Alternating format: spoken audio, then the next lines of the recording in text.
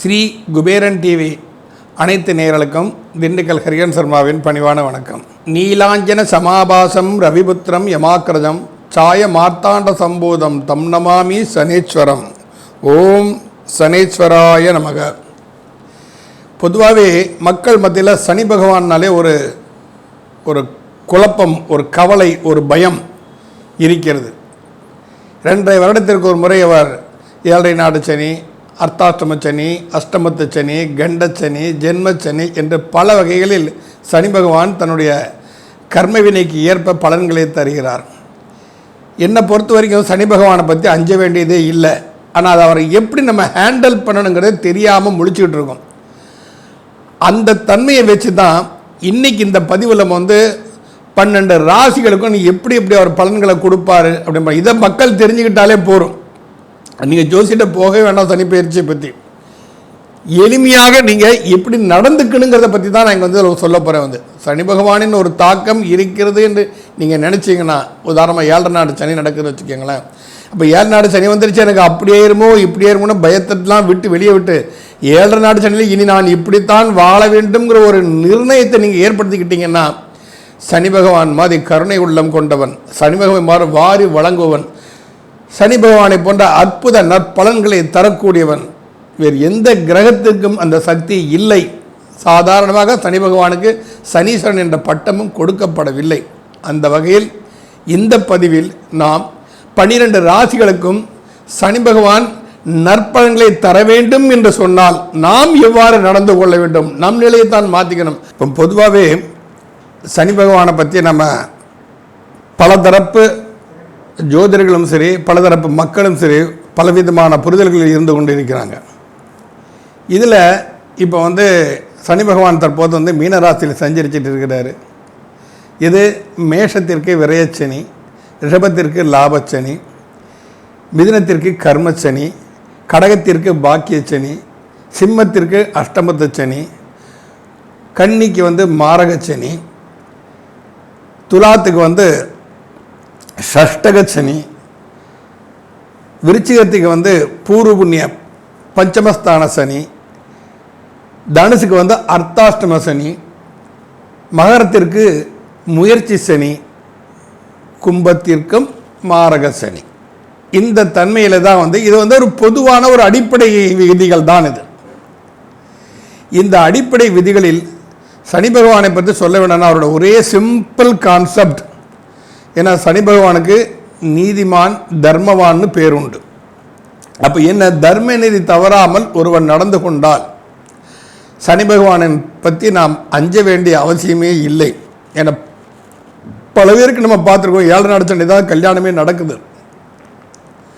அப்போ 7 நாடு சனி கல்யாணம் நடக்குது. இப்போ நிறைய பேர் பார்த்துருக்க என்ன இன்னைக்கு சனிக்கிழமை குழந்தை பிறந்திருக்கிறான்னு, என்ன உண்மையிலே அவன் கர்மத்தை தீர்க்க பிறந்திருக்கிறான்னு தான் அர்த்தம். அதை எடுத்துக்கணும்.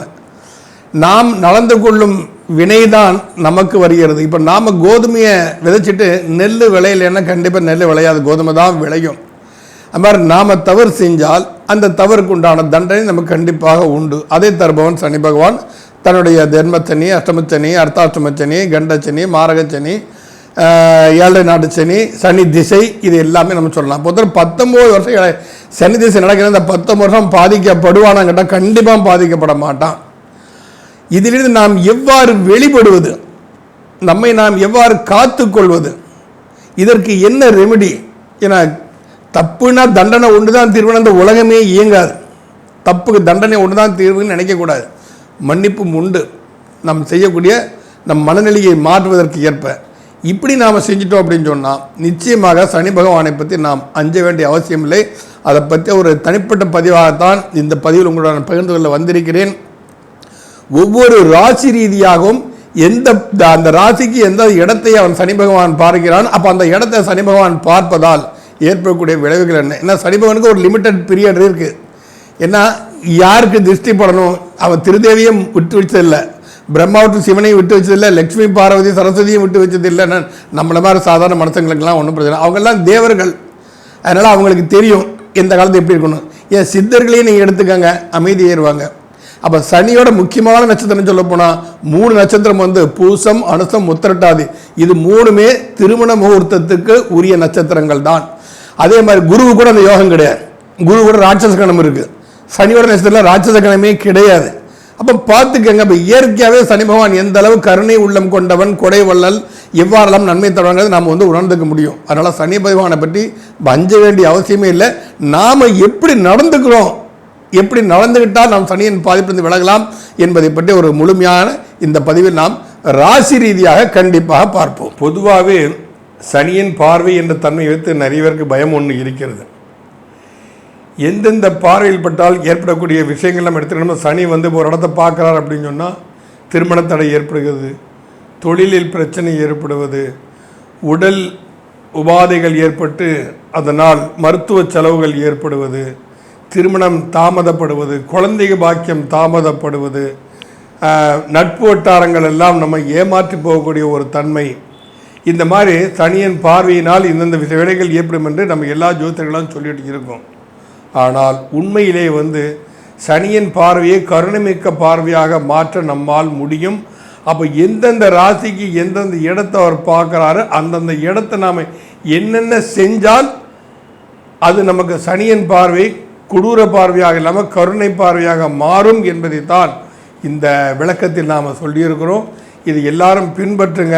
நிச்சயம் சனியை போர் கொடுப்பார் இல்லை என்ற ஒரு தன்மைக்கு எல்லாருமே வர கண்டிப்பாக முடியும். ஓம் பங்குபாதாய வித்மகே சூரியபுத்திராய தீமகே தன்னோ மந்த பிரச்சோதயாத். இப்போ இந்த பதிவுகளை நாம் வந்து ஒரு பொதுவான ஒரு பதிவாக நம்ம கொடுத்துருக்கோம். இந்த பதிவுகளை பற்றிய உங்களுடைய கமெண்டுகள் எதுவாக இருந்தாலும் தைரியமாக நீங்கள் கேள்வியாக கேட்கலாம். உங்களுக்கு கமெண்ட்லேயே அதில் பதிலளிக்கப்படும். அப்படியும் ஒருவேளை எனது வேலைப்பளு காரணமாக உங்கள் கமெண்டை பார்க்க முடியலன்னா என்னோடய நம்பர், அந்த ஃபோன் நம்பர் அங்கே வந்துகிட்டு இருக்கும், 9952354602. அந்த நம்பருக்கு எனக்கு ஃபோன் பண்ணி நீங்கள் நிச்சயமாக அதற்குண்டான ஒரு ரெமிடியை எங்களிடமிருந்து நீங்கள் கேட்டு பெற்றுக்கொள்ளலாம். கந்தர்ப்ப குருணை காரணமாக உங்கள் ஃபோனை எடுக்க முடியாவிட்டாலும் அடுத்த 2 நிமிஷத்தில் 3 நிமிஷத்தில் எனக்கு கொஞ்சம் ரெஸ்ட்டு கிடைக்கக்கூடிய நேரத்தில் என்ன நமக்கு மிஸ்டு கால் வந்திருக்கேன்னு பார்த்து கண்டிப்பாக நானே உங்களுக்கு கூப்பிட்டுருவேன். உங்களுடைய அத்தனை கேள்விகளுக்கும் விடை கண்டிப்பாக கிடைக்கும். சனி பார்வை கொடுக்கும் பார்வையை தானே தவிர கெடுக்கும் பார்வை அல்ல என்பதை உங்கள் அனைவருக்கும் தெளிவுபடுத்துவதற்காகத்தான் இந்த பதிவு. கடகராசின்னு எடுத்துட்டாலே சனி பகவான் மாரகாதிபதி, அஷ்டமாதிபதி. இது 2 ஒரு பாயிண்டை தான் எல்லாரும் நினச்சிட்டு இருக்கிறோம். எதுக்கு மாரகம் செய்கிறாரு, எதுக்கு அஷ்டமத்தை செய்கிறாரு? சனி பகவான் உங்கள் செயல்பாடுகளில் மாறுதல் இருக்கும்படுத்து கிடைப்பது. அது போன்ற மாறுபட்ட பலனை அவர் கொடுக்கத்தான் செய்வார். தற்பொழுது உங்கள் ராசிக்கு 9ஆம் இடத்தில் பாக்கியஸ்தானத்தில் சனி பகவான் அமர்ந்து கொண்டு உங்கள் ராசிக்கு லாபஸ்தானத்தை அவர் பார்க்கிறார். ஜோதிடத்தில் வந்து ஒரு பொதுவான விஷயங்கள் நிறைய இருக்குது. விதின்னு இருக்குது, விதி விளக்கும்னு இருக்குது. அந்த விஷயத்தில் அவர் எந்த ஸ்தானத்திற்கு அதிபதிங்கிறத மட்டும் நம்ம பார்க்கக்கூடாது, அவர் என்ன பண்ணுறாருங்கிறதையும் நம்ம வந்து பார்க்கணும். பங்களா மாதிரி ஒரு வீடு இருக்கியா, அதில் வந்து இருக்கிறாம்னா இவ்வளோ வீடு அழகான வீடு கட்டியிருக்காங்க, இவ்வளோ பெரிய வீடை கொடுத்து வச்சவன் நம்ம சொல்லுவோம். இன்னொருத்தன் சொல்லுவான், எத்தனை பேர் ஊரை ஏற்றி உலையிலப்பட்ட கதையை எத்தனை மொள்ளமாரத்தனம் பண்ணி இவ்வளோ பெரிய வீடை கட்டியிருக்கான் அப்படிமா. அப்போ இருக்கிறவன் நிலைமையை வைத்து தான் அந்த கிரகத்துக்கு வேல்யூ. எல்லாரும் புரிஞ்சுப்பீங்க நினைக்கிறேன். அவன் எது போன்ற தன்மை உடையவன்கிறத வச்சு தான் அந்த வீட்டுக்கு உண்டான மதிப்பை நிர்ணயம் பண்ணுவாங்க பல பேர். அதே மாதிரி உங்கள் ராசிக்கு அவர் எந்த ஸ்தானத்துக்கு அதிபதியாக என்று போகிறோம், மாரகாதிபதி என்று அஷ்டமாதிபதி என்று போகிறோம், இருப்பது பாக்கியஸ்தானத்தில். அப்போ உங்கள் கர்ம வினையை தீர்ப்பதற்கு அவர் ஆல்ரெடி கான்ஃபிடென்ட்டாக வந்து உட்காந்துட்டார். அப்போ அதை எவ்வாறு தீர்த்து கொள்ள வேண்டியதுங்கிறது நம்ம கையில் இருக்குது. நாம் அதன் பிரகாரம் நடக்கணும். இப்போ உங்கள் ராசிக்கு லாபஸ்தானம் என்று சொல்லக்கூடிய 11ஆம் இடத்தை சனி பகவான் பார்க்கிறார். உங்கள் லாபம் எப்படி இருக்க வேண்டும்? நீங்கள் வேலை பார்க்குறீங்க, மாத சம்பளம் தான் வரும், ரைட்டு. தொழில் நடத்துகிறவங்க லாபத்தில் ஏற்றம் இறக்கம் கண்டிப்பாக இருக்கும். அந்த ஏற்றத்தம் இருக்க வேண்டும், இறக்கம் இல்லாமல் இருக்க வேண்டும். அதுக்கப்புறம் நீங்கள் என்ன பண்ணணும் அப்படின்னு சொன்னால் வந்து உங்கள் வருமானத்தை ஒரு சின்ன பகுதியை எடுத்து நீங்கள் வந்து தான தர்மங்களுக்கு ஒதுக்கி விடுங்கள். ஆலயங்களுக்கு நற்பணிகளை செய்யுங்கள். எத்தனையோ கோயிலில் விளக்கியது கூட எண்ணெய் இல்லாமல் இருக்குது. நல்ல எண்ணெய் வாங்கி கொடு. நல்லெண்ணெய் தானம் மிகப்பெரிய தானம் சனி பகவானை பொறுத்த வரைக்கும். அப்போ ஆலயங்களுக்கு விளக்கு ஏற்றுவதற்கு நல்லெண்ணெய் வாங்கி கொடுங்கள். நெய் வாங்கி தரலாமா? நெய் குருவோட அம்சம், நல்லெண்ணெய் சனியோட அம்சம். ஏன்னா எல்லாரும் தர்ப்பணத்துக்கு திதிக்கு எல்லாம் பயன்படுத்துகிறாங்க. அந்த எள்ளிலிருந்து வருவதுதான் நல்லெண்ணெய். அப்போ ஒரு கர்ம வினையை தீர்க்கணும்னா அதில் முக்கிய பங்கு வகிப்பது நல்லெண்ணெய். அதனால் நல்லெண்ணெய் நன்றாக பயன்படுது. ஏன் நீங்கள் நல்லெண்ணெயை ஊற்றி சாப்பிடுங்களேன். வீட்டில் சாம்பார் சாதம் வச்சுருக்கிறாங்க, சாப்பிட போகிறோம், ஒரு ஸ்பூன் நல்லெண்ணெயை ஊற்றிக்கோங்க, நல்ல பிசைஞ்சு சாப்பிடுங்க. அது உங்களுக்கு நற்பலன்களை கொடுக்கும். அப்போ உங்கள் தன்மையை எப்படி இருக்கணும்னு பார்த்தால் உங்கள் லாபம் தானாக பெருகும். பரோபகார சிந்தனை, பிறரையும் தன்னை போல் நேசி அப்படின்னு சொல்லி பைபிளில் சொல்லியிருக்காங்க. நான் சொல்லித்தான் கேள்விப்பட்டிருக்கேன். நான் படிக்கல பைபிள், ஆனால் சொல்லி கேள்விப்பட்டிருக்கேன். அது மாதிரி மற்றவங்க கஷ்டத்தை பாட்டு, இப்படி ஒரு கஷ்டம் நமக்கு வந்தால் நம்ம என்ன செய்வோம்? அப்போ நம்மளால் என்ன முடியுமோ அதான் அவங்களுக்கு உபகாரமாக செய்யுங்க. நீங்கள் அவங்களுக்கு சொல்லி கொடுங்க. அவங்க செய்ய இந்த மாதிரி நடந்துக்காதப்பா, அவங்களுக்கு ஏதாவது தேவை இருந்தால் என்னை கேளுங்கன்னு சொல்லுங்க. நீங்கள் அக்கம் பக்கம் வீட்டுக்காரங்க கஷ்டப்படும் போது நாம் நிம்மதியாக சாப்பிட்டா அந்த சாப்பாடு நமக்கு ஜீரணமே ஆகாது. அப்போ உங்களுடைய வருமானத்தை, லாபத்தை, வேலை செஞ்சால் வருமானம், தொழில் செஞ்சால் லாபம், அந்த லாபத்தை ஒரு பகுதியாவது எடுத்து தான தர்மங்களுக்கு நீங்கள் பயன்படுத்துங்கள். ஆலயங்களுக்கு விளக்கேற்றுவதற்கு பயன்படுத்துங்கள். எல்லாரும் தான் தனி பகவானுக்கு ஏற்ற நல்லெண்ணெய் ஊத்துறாங்களே, நீங்கள் நல்லெண்ணெய் அபிஷேகத்திற்கு கொடுங்கள். அங்கே கோயிலுக்கு போய் எத்தனை மணிக்கு பண்ணீங்க? நவகிரகங்களுக்கு அபிஷேகம் பண்ணுவீங்க. காலைல ஒரு 6 மணிக்கெல்லாம் கரெக்டாக ஆரம்பிச்சிடுவோம். 5:45 கொண்டு போய் நல்லெண்ணெயை கொடுங்க. நீங்களே கொண்டு விடுங்க. நான் காசு தரேன் நீ வாங்கிக்கோன்னு சொல்லலாம் விடக்கூடாது. ஏன்னா தன்னை எளிமைப்படுத்தி கொண்டு யார் ஒருவன் வாழ்கிறானோ அவனுக்கு சனி மிகவும் பிரீதமான ஒரு கிரகம். தன்னை எளிமைப்படுத்திக்கணும். வந்தாவே பிடிக்காத சனி பகவானுக்கு. சனி பகவானை நாம் அலங்கரித்து வேடிக்கை பார்க்கலாம். தவிர சனி பகவான் அலங்காரத்துக்கு எதிர்பார்த்து உட்கார்ந்து இருக்கிறது இல்லை. இப்போ நிறைய பேர் கேட்குறாங்க, சனி பகவானுக்கா ஒன்றை கொண்டு ரவிக்க துணி, நீலக்கலர் ரவிக்க துணியை போடுங்க. அவர் சனி பகவான் என்ன ரவிக்க துணி வியாபாரமாக பண்ண போகிறாருன்னு பைத்தியக்கர்த்தமான கேள்விகளுக்கெல்லாம் போகாதீங்க. ஒருத்தருக்கு ஒரு விஷயம் சொன்னால் அடுத்தவங்களை குறை சொல்கிற வேலையும் வச்சுக்க கூடாது. நம்ம இப்போ ஒரு ரவிக்க துணி நீங்கள் வாங்குறீங்கன்னா அந்த ரவிக்க துணி வாங்கும்போது அந்த ஹோல்சேல் வியாபாரிக்கு அதில் ஒரு பங்கு சேருது, ரிட்டைல் வியாபாரிக்கு ஒரு பங்கு செய்யுது, அதை நூறுக்கும் விவசாயிகளுக்கு ஒரு பங்கு செல்கிறது. இப்படி பலவேன் உழைப்பின் சின்னம் தான் அந்த ஒரு பொருள். அந்த பொருள் தெய்வத்திற்கு நீங்கள் சமர்ப்பணம் பண்ணுங்க.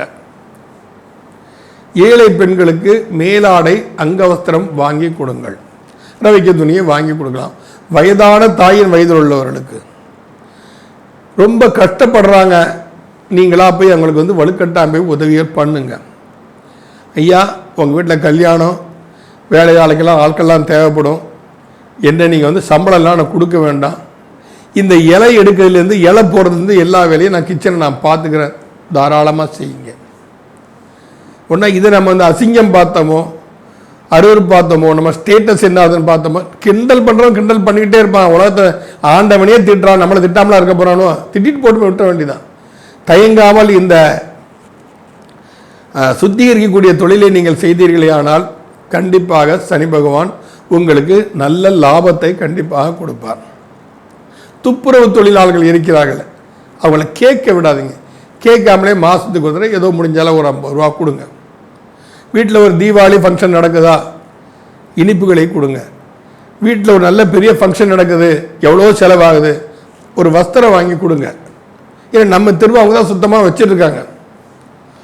துப்புரவு தொழிலாளருக்கு கொடுங்க. நீங்கள் இதை போன்ற அமைப்புகளை செய்தீர்களால் உங்கள் லாபம் தானாக பெருகும். யார் எதற்காக ஏங்கிக் கொண்டு இருக்கிறார்களோ அதை அவர்கள் கேட்காமலே நீங்களே சென்றால் உங்கள் லாபம் கண்டிப்பாக பெருகும். சரி, அதுக்கப்புறம் இந்த சனி பகவான் கடகராசிக்கு 3ஆம் இடத்தை பார்க்கிறார். அப்போ 3ஆம் இடம் என்னன்னா முயற்சி ஸ்தானம். முயற்சி ஸ்தானம், தைரிய ஸ்தானம், பயத்துக்கும் அந்த இடம்தான் காரணம்.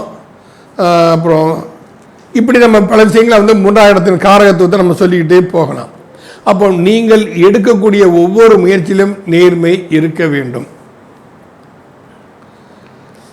ஒரு முயற்சி பண்ணித்தான் பார்ப்போம், சம்பந்தமே இல்லாமல் ஒரு காசை செலவு பண்ணி ஒரு லஞ்சம் கொடுத்தோ ஒரு விஷயத்தை வாங்கணும்னு நினச்சிங்கன்னா அது வேணா உங்களுக்கு அந்த வேலை கிடைக்கலாம், ஆனால் அதில் பாதிப்புங்கிறது கண்டிப்பாக இருக்கும். நேர்மையான ஒரு எக்ஸாம் எழுதி போகும். எத்தனை தடவை தான் அடுத்தவன் தோக்கடிப்பான், ஒரு தடவை ஒரு நம்ம கொடுத்து தான் ஆகணும். அந்த வேலையை சனி பகவான் பார்த்துப்பார். ஒரு முறை 2 முறை சோதனை நடக்கும், 3ஆம் முறை சனி பகவான் அவர் பார்த்துப்பார் அந்த விஷயத்தை வந்து உங்கள் முயற்சி வெற்றி கொடுப்பார். எனவே நீதி நெறி தவறாமல் உழைக்கக்கூடியவன், தர்ம சிந்தனை உடையவன் என்பதற்காக. மனோதைரியம், மனநலம் பாதிக்கப்பட்டவர்களுக்கு நீங்கள் சென்று உதவி புரியுங்கள். உங்களால் முடிந்தளவு நீங்கள் சேவை செய்யுங்கள். சனி பகவானாலே சேவை மனப்பான்மை ஒன்றுதான். அந்த சேவை மனப்பான்மையோடு இருந்துக்கிட்டீங்கனாலே சனி பகவானின் பரிபூர்ண அருள் கடாட்சம் கண்டிப்பாக உங்களுக்கு கிடைக்கும். மனநலம் பாதிக்கப்பட்டவர்களுக்கு அவங்க மேலே கோவப்படக்கூடாது. வீட்டிலே சில பேர் இருக்கிறாங்க, அவங்க என்ன பேசுகிறான்னு அவங்களுக்கே தெரியாது, தாரபாரமாக கத்துவாங்க. அவங்கள பற்றி நம்ம கோபமே படக்கூடாது. அப்படி இல்லைப்பா அப்படின்னா அவங்களுக்கு சமாதானப்படுத்தக்கூடிய முயற்சி தான் செய்யணும். இது போன்ற மனநிலையம் பாதிக்கப்பட்டவர்களை நீங்கள் வந்து ஆதரவு கொடுங்கள் அவர்களுக்கு. உங்கள் முயற்சி புறம் இதில் தான் இருக்கணும். வாழ்க்கையில் காலம்பூரம் ஓடிக்கிட்டே இருக்கிறோம். ஒரு நாள் லீவ் கிடைச்சா ஹோட்டலில் போய் சாப்பிட்றோம் இல்லைங்களா? அந்த ஹோட்டலில் நீங்கள் சாப்பிடும் போதும் டிப்ஸ் வைக்கிறீங்க, எல்லாத்துக்குமே டிப்ஸ் வைக்கிறீங்க, வெயிட்டர்களுக்கு டிப்ஸ் வைக்கிறீங்க. ஆனால் அந்த வெயிட்டர் சப்ளை பண்ணணும்னா உங்கள் டேபிள் முதல்லையும் சுத்தமாக இருக்கணும், நீங்கள் சாப்பிட்ட பிறகு உங்கள் டேபிளை சுத்தம் பண்ணணும். அந்த மாதிரி சுத்தம் பண்ணுறவங்களுக்கு டிப்ஸ் கொடுங்க. கார் பார்க்கிங் இருக்குது, கார் பார்க்கிங்கில் கூர்கா விசில் அடிச்சுக்கிட்டே இருப்பார், வந்து அவர்களுக்கெல்லாம் டிப்ஸ் கொடுத்து பழகுங்க. நீங்கள் இந்த மாதிரி விஷயத்தை செய்யுங்க. எத்தனை பேர் நம்ம இருக்கோம் இன்றைக்கி டேபிளில் இலைய எடுக்கணும் டிப்ஸ் கொடுத்துருக்கோமா? கொடுத்துருக்க மாட்டோம். வெயிட்டுக்கு தான் டிப்ஸ் கொடுப்போம். ஏன்னா அவர் தான் சப்ளை பண்ணார். அவர் என்ன சப்ளை பண்ணார்? செஞ்சு கொடுக்குறவங்க செஞ்சு கொடுத்துட்டான், ஆர்டர் கொடுத்துட்டான், கொண்டு வந்து நம்ம டேபிளில் வச்சுட்டு தான் போயிருக்காரு. அப்போ உங்கள் டேபிளில் நீட்டாக நீங்கள் உட்காரது தகுதியாக க்ளீன் பண்ணி சுத்தம் பண்ணி வைக்கிறானே, யார் கொடுக்குறா? அவங்களுக்கு டிப்ஸ் கொடுத்து பழகுங்க. இது எல்லாமே இந்த முயற்சிகளில் நீங்கள் இறங்கினால் சனி பகவானின் அருட்கடாட்சம் பாக்கியமாக உங்களுக்கு பாக்கியத்தானதில் அமர்ந்து கொண்டு உங்கள் பாக்கியத்தை உன்னதி பெற வைப்பார். அதற்கு அடுத்தது உங்கள் ராசிக்கு 6ஆம் இடத்தை அவர் பார்க்கிறார். உங்கள் ராசிக்கு 6ஆம் இடத்தை அவர் பார்க்கிறார். 6ஆம் இடத்தை வந்து நம்ம 2 தன்மையாக கொண்டு போகலாம். ஒன்று மறைவுஸ்தானம் ஒரு பக்கம் இருக்கு, இன்னொன்று உபஜயஸ்தானமாக கொண்டு போகணும். இந்த 3, 6 எல்லாமே உபஜயஸ்தானம். கடக ராசிக்கு உபஜயஸ்தானமான 3, 6 ரெண்டையுமே சனி பகவான் இப்போ வந்து பார்க்குறாரு. அப்போ 6ஆம் இடம் உபஜயஸ்தானமாக எடுத்துகிட்டு நம்ம போகணும். அப்போ வந்து இங்கே என்ன செய்ய அப்படின்னு சொன்னால், கடன் சம்பந்தப்பட்ட சிக்கி தவிப்பவர்களுக்கு உங்களால் முடிஞ்ச ஒரு பொருளுதவியை பண்ணுங்க. கஷ்டப்பட ரொம்ப பண்ணுறான், வட்டிக்கு கொடுக்குற காசு இல்லைப்பா, ஏப்பா நீ இவ்வளோ கஷ்டப்பட்டு இருக்க, சரி என்னால் முடிஞ்சளவு இந்த மாதம் வட்டிக்கு டியூ காசை நான் கொடுத்துட்றேன், முடிஞ்சது. நீங்கள் ஒருத்தர் தான் செய்யணும்னு இல்லை, இதுபோல் உங்கள் கடகராசிக்காரங்க நண்பர்கள் யார் இருந்தாலும் அவர்கள் எல்லாம் சேர்ந்து கூட யாருக்காவது உதவி பண்ணலாம். கடன் இருந்தால் அதே சமயத்தில் ஒரு எதிர்ப்புத்தன்மை இருக்கிறது. சில பேரோட தான் தொந்தரவு பண்ணிட்டு இருக்கானா, போய் வந்து ஏம்பாடுபட்டு தொந்தரவு பண்ணிட்டு இருக்க, அவர் உண்டு ஒரு வேலை உண்டு இருக்காரு, அவரே கட்டப்பட்டு இருக்காரு, நீ என்ன அவரும் பண்ணிட்டு இருக்க, என்ன கேட்கறதுக்கு ஆள் இல்லைன்னு நினைச்சா தைரியமாக கேளுங்க. சனி பகவான் உங்களுக்கு பரிபூர்ணமாக துணை புரிவார். நோயில் படுத்திருப்பவர்களுக்கு நீங்கள் ஹாஸ்பிட்டலுக்கு போங்க. இப்போல்லாம் அந்த காலத்தில் நான் நிறைய பார்த்துருக்கோம், ஹாஸ்பிட்டலில் வந்து பிரெட்டு ஃப்ரூட்ஸு பழங்கள்லாம் வாங்கி தருவாங்க. சில பேர் வந்து பிரார்த்தனை பண்ணுவாங்க, அவங்களுக்காக வந்து பிரார்த்தனை பண்ணுவாங்க ஹாஸ்பிட்டலில் இருக்கிறவங்க. அந்த நற்பண்புகள்லாம் இன்றைக்கி எங்கே தான் போச்சுன்னே தெரியல. வந்து பால் பிரெட் வாங்கி கொடுங்க. எத்தனை பேரை கஷ்டப்படுறவங்க இருக்கிறாங்க ஹாஸ்பிட்டலில், அரசாங்க ஆஸ்பத்திரியில் போய் அவங்களுக்கு என்ன தேவை, என்ன பிடிக்கும், என்ன அவங்க சாப்பிடலாம் அறிஞ்சிக்கிட்டு அவங்களுக்கு நீங்கள் வாங்கி கொடுங்க. நீங்கள் ஹாஸ்பிட்டலில் உள்ளவங்களுக்கு மருத்துவர்களுக்கு இதை செய்யுங்க. நீங்கள் அவருடைய நோய்களை நீங்கள் தீர்த்தால் உங்கள் குடும்பம் நோயற்ற தன்மையில் சனி பகவான் பார்த்து கொள்வார். இப்படி பல அற்புத நற்பலன்களை செய்யத்தான் சனி பகவான் காத்துட்டு இருக்கிறாரு. அவரை போய் எல்லாரும் வந்து சனி பகவானாலே ஒரு கெட்டவன்னு சொல்லிட்டு தெரிஞ்சா எப்படிங்க? மீண்டும் ஒரு நல்ல பதிவில் உங்களை மீண்டும் சந்திக்கிறேன். ஸ்ரீ குபேரன் டிவியை பார்த்தமைக்கு நன்றிகள். மேலும் இது போன்ற தகவல்களை தெரிந்து கொள்ள ஸ்ரீ குபேரன் டிவியை சப்ஸ்கிரைப் செய்யுங்கள். மறக்காமல் பெல் ஐக்கானை கிளிக் செய்யுங்கள்.